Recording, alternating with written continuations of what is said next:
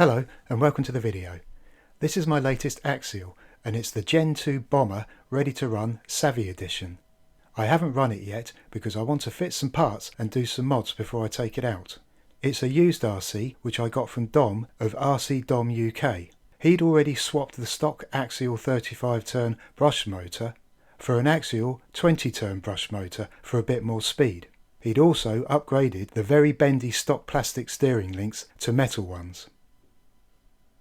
A link to Dom's channel and his excellent videos is in the description box below.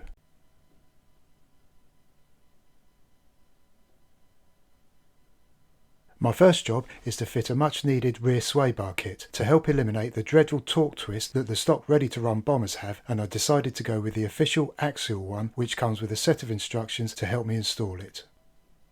I start by removing the wheels from both sides of the rear axle.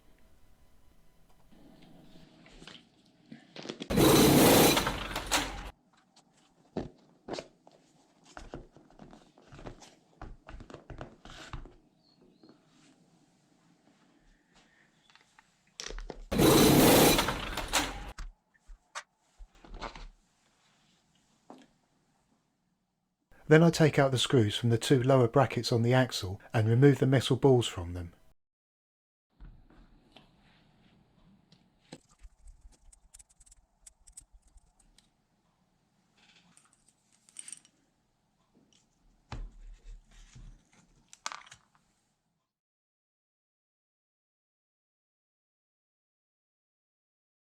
Now I give the brackets a quick clean with a soft brush and then a hard brush for the more stubborn dirt.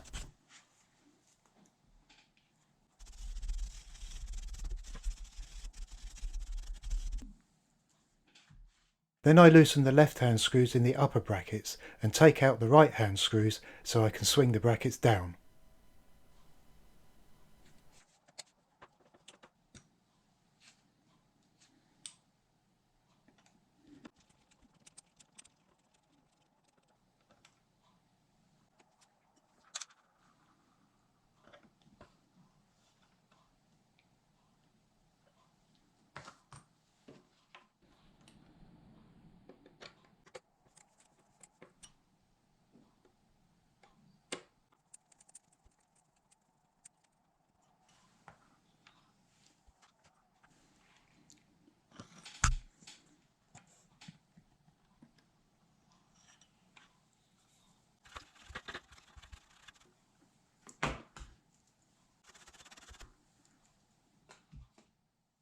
Now it's time to cut the parts I need from the tree to assemble the sway bar.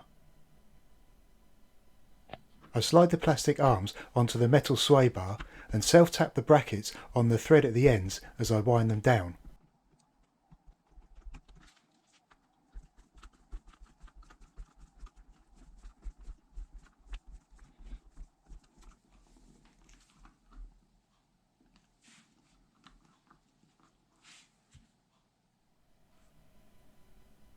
Now I've made the bar, I can fit it to the chassis.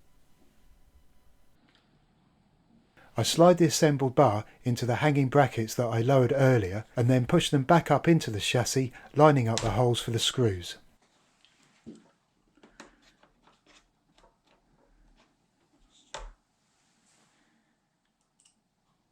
Next, I put back the screws I removed from the brackets, being careful not to over tighten them into the plastic. Then I nip up the other two screws to hold the brackets firmly in place and make sure the bracket swings freely when they're tightened.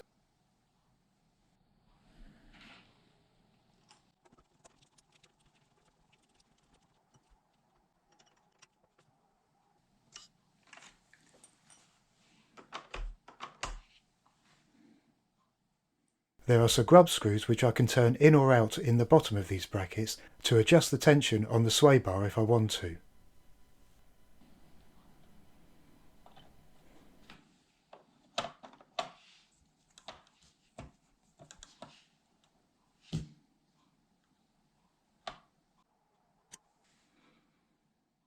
Now I assemble the rods for the sway bar and fit them into the arms and the rear axle on both sides. Then I give it a quick test in all directions, making sure everything moves as it should.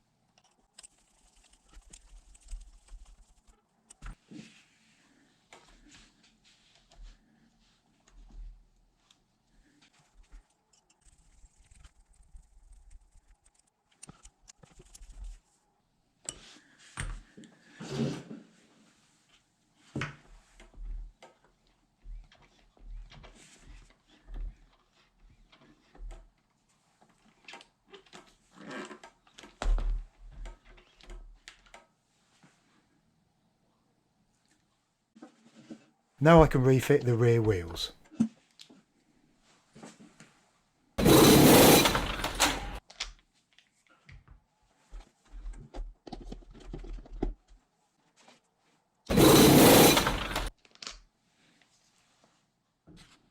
Then I test it all again with the wheels on.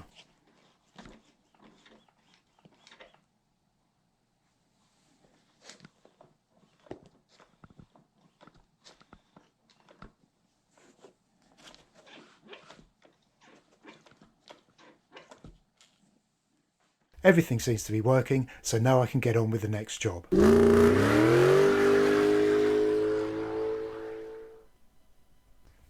Because of its caged design, the Bomber is a top-heavy RC. One of the things I'm trying to help lower the centre of gravity is the free shock mod. The Bomber has another set of mounting points for an optional second set of shocks on the rear. I'd seen someone on YouTube that had moved the existing shocks there, which lowered the Bomber quite a lot, but I didn't want to do that because it looked a bit too low for me.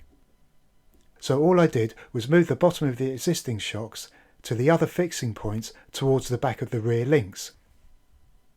This lowered the rear, but not as much as the full move. You can see the difference in these before and after photos, and it'll be interesting to see if lowering it helps to stop some of the rollovers when turning at speed.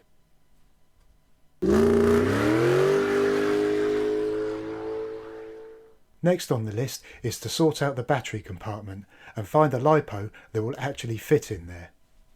The battery compartment is in the front of the Bomber, and to get to it you have to remove the body clips from the posts and lift up the bonnet. Under that is a large hinge bracket which also sits over the body post and holds the battery in place when the bonnet is shut and the body clips are in place.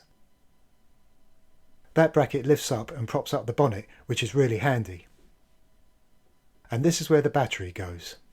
It sits on these two plastic holders at either end of the compartment. Personally, I think this is a very poor design because it has these gaps at the front and the bottom, leaving the battery exposed to stones and other debris being thrown up which could damage it. So I decided to make a tray to cover the gaps, and I started by cutting out a cardboard template. I had to cut a recess at the top to accommodate the battery retaining bracket. When I was happy with the template, I cut the shape out of some 1.5mm hard plastic. The plastic had some overspray film on it, and this acted as a hinge and kept the two parts of the tray together when I put it in the compartment. And it was a nice snug fit and didn't need screwing down. The only problem with clear plastic is I would be able to see the battery through it, which isn't a good look. I haven't got any black paint at the moment, so I used some black duct tape instead, which did the job nicely. Now I needed to find a battery that fits in the compartment. When the battery is in, the wires need to fit through a space at this end of the compartment. I've got one of these Spectrum 2S hardcase LiPos for my other Axials, and I really wanted to use it in this. But because the wires come out of the end at the top, they wouldn't bend round enough for the battery to sit flat. As you can see in this photo, where the end with the wires is sticking up. This also stopped the battery retaining bracket from sitting on the battery over the post and holding it in place. I flipped the battery over, and this enabled it to sit correctly in the compartment. But even though the wires sat better this way when they went through the gap, they were still a problem because the battery bracket and the bonnet still couldn't go over the post at that end. I had a look online for smaller LiPos and bought this Garpot 2S, which was one of the cheaper, higher capacity options and smaller than my Spectrum LiPo. As well as being smaller and having curved edges like my old NIM batteries, the wires come out the end in the middle and hopefully wouldn't get in the way of the retaining bracket and the bonnet closing when they're tucked through the gap like the Spectrum. So I tried it in the compartment and it was a perfect fit. It sat on the bottom of the tray and was lower than the Spectrum LiPo, and nice and level too.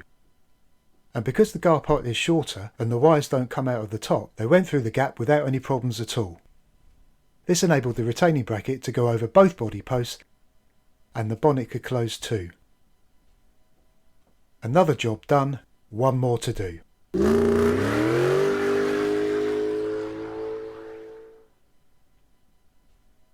The ready-to-run Gen 2 Bombers came with a light bar and two rock lights on the front, and a rear light bar on the back of the cab. Both the front and the rear light bars can take 4 LEDs, but sadly they only came with 2 in each. I obviously had to make this right, and I put some more LEDs in the light bars, completing my work on the bomber for now. Thank you very much for watching.